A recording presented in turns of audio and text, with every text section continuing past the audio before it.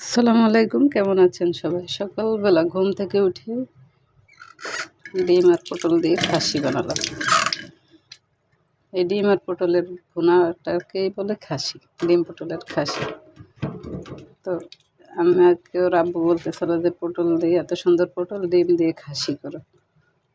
তো আমিও ভাবলাম ঘুম থেকে উঠে যাক, বলছে যখন করেই ফেলি। এত সুন্দর মজা, না খেলে বুঝবেন না, সবাই একটু খেয়ে দেখবেন। যদি একটু কষ্টকর, তারপরেও খাইলে তৃপ্তি পাবেন অনেক। বাচ্চারা বলে কি যে প্রতিদিন, এখন থেকে প্রতিদিন খাসি রান্না করবা। খাসি কিনা লাগতেছে না, প্রত্যেকদিন ডিম দিয়ে পটল দিয়ে খাসি রান্না করা যাচ্ছে। তো কথাটাও যেরকম ইন্টারেস্টিং, খাবারটাও কিন্তু খুব ইন্টারেস্টিং, খুবই মজা পেয়েছি খেয়ে। আপনারাও ট্রাই করে দেখতে পারেন।